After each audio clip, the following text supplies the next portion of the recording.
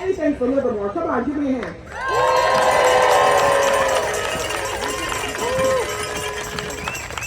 And I probably should put a little disclaimer on it.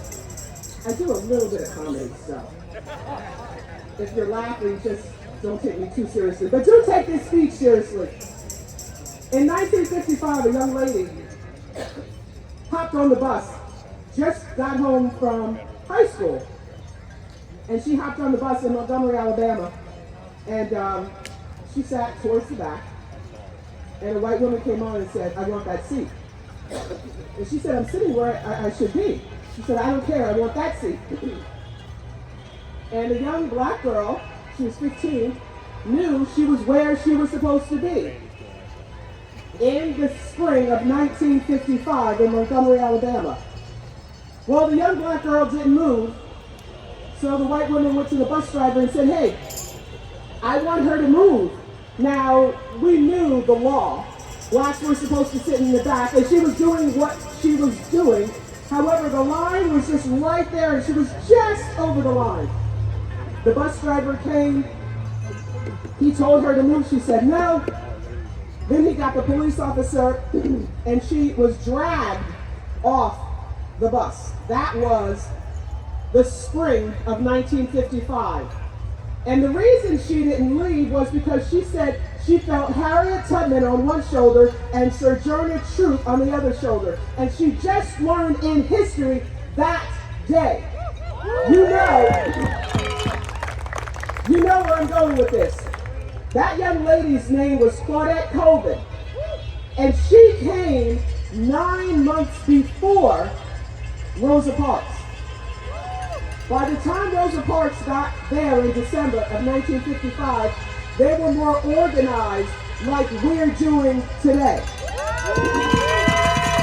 They were a little more structured and intentional. But I want you to know, when people tell me, "Faith, stuff like this doesn't matter." When they say it doesn't matter, like, you're not doing anything. All I think about, if they had that attitude in 1955, they wouldn't have shut down the Montgomery, Alabama bus company. They boycotted, and after 1 year in 1956, everybody got to sit where they want. So you're doing a good thing.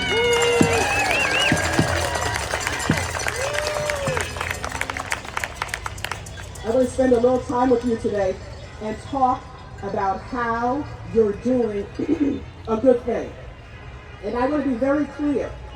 My brand is about love, joy, peace, and giving back. That's what my brand is about. When people try to pop off online, that's not what I'm about. So I want to give you some quick tools to focus on as we go through what we're going through right now.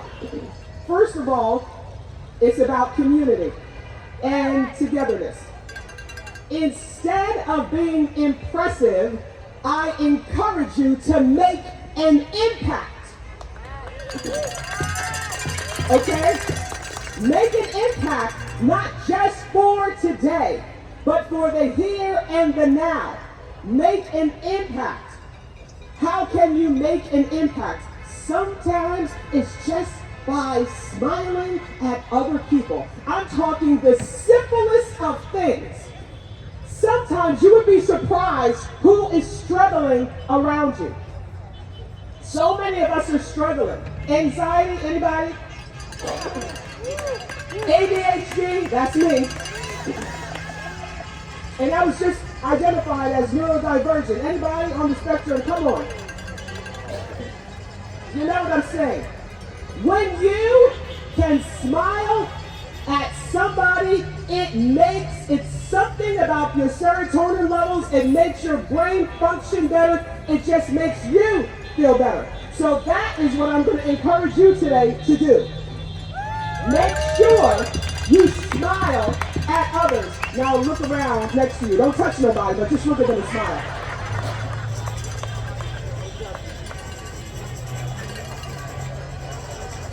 This ain't church, don't worry. I'm not going to say grab your neighbor and say welcome. I always hated that part. I don't want to touch my neighbor. Okay. The next thing you can do to make an impact, use your voice. My friends, listen, please, please, use your voice. The most quietest, shyest person in this park can still make an impact. You can use your voice. And when I say use your voice, there are people that want to be helpful, but they will never know how they can help you unless you use your voice. Let me tell you something. Unfortunately, 3 years ago in New Jersey, that's where I'm originally from, so if you talk to me a long time, you'll hear the accent come out.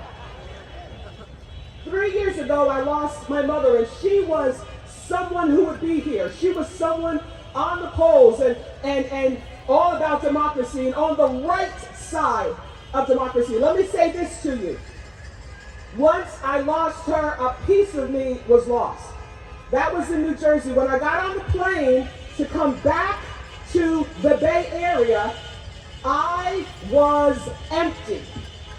Now, I already told you my brand is about joy and love and peace and all the good things, but when you are depleted, it is really hard. You know when people say crazy things like, pull yourself up by the bootstraps. I ain't had no boots.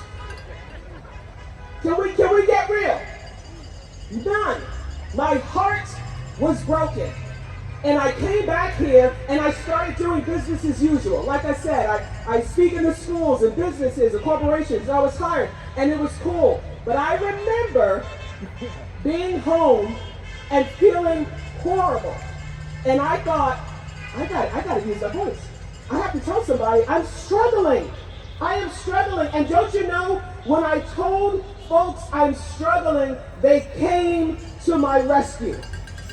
So I'm telling you, if you are struggling, because I struggle sometimes, use your voice.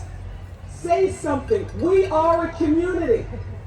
Because it is all about how we show up for each other. Respectfully, a long time ago, another quick story, when I was struggling in 2008, wasn't so great.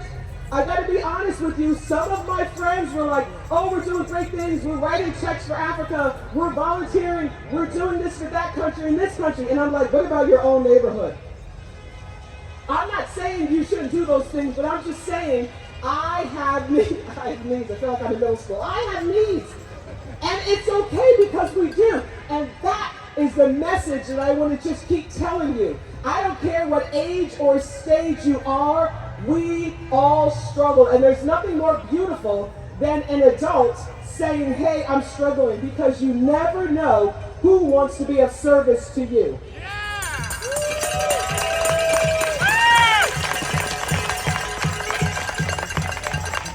And before I bring Michael up, I'm just going to ask you this. How do people feel when they leave your presence?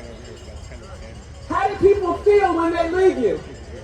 Are they stressed out, or do they feel empowered and encouraged? Do they feel inspired? Look, I got a shirt that says, I'm not for everybody, and that's all good. But for the most part, I'm hoping when people leave my presence, they feel a little bit of flavor and a little bit of fire. That's what I'm hoping for.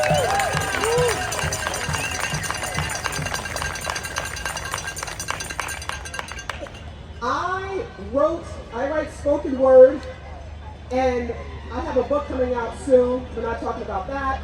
However, this unfortunately is not in it for whatever reason. This is a little more sacred. I have hope for our country, and I wanted to read you something I wrote, and then I'm going to introduce Mr. Michael Mosley. Is that okay? It's called Glimpses of Hope, and you'll see why I wrote it. 2025 was a time of grief. The country was in disbelief as we watched raids and an injustice of innocent people's rights. So many fights. It was a chaotic and idiotic time. I was afraid for my friends, those beautiful souls, that there were legal situations and conversations about their status. I don't understand. It was obvious. It was a plan, a brand of certain types of people. To me, it seemed cruel. Some friends went into hiding, sliding in and out of life, wanting to go unnoticed. Can you imagine the stress? I must confess, I felt it too. Even those with no need to fear, it's clear everyone was on edge, but they made it through, and their faith grew.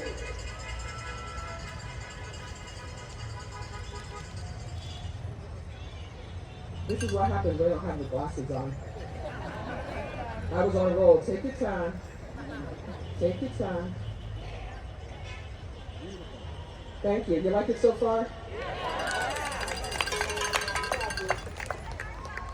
All right. In 2026, another lurking evil attempted to divide the American people. But we're no longer feeble. We all banded together. We're even better with the pressure. And they made it through. And their faith grew. 2027, I learned a powerful lesson. I thought about those who protested on December 5th, 1955. The drive was freedom. A coliseum of people just wanted to sit in front of the bus. They had guts. They boycotted. They marched. I'm sure they were parched, but they made it through, and their faith grew. In 2028, there was no more hate. There was a unifying of two different parties. No armies, no us, no them. Races didn't feel condemned. The world was hopeful. We were soulful. Another election came, November 7th, 2028. I remember the date because I felt safe again.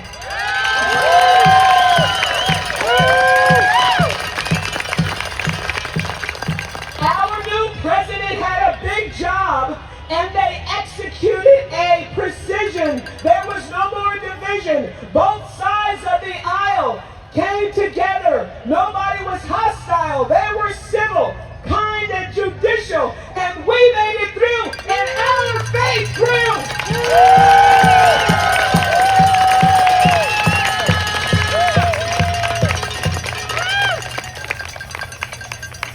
Woo, thank you, thank you. We are so excited. This gentleman I've been knowing for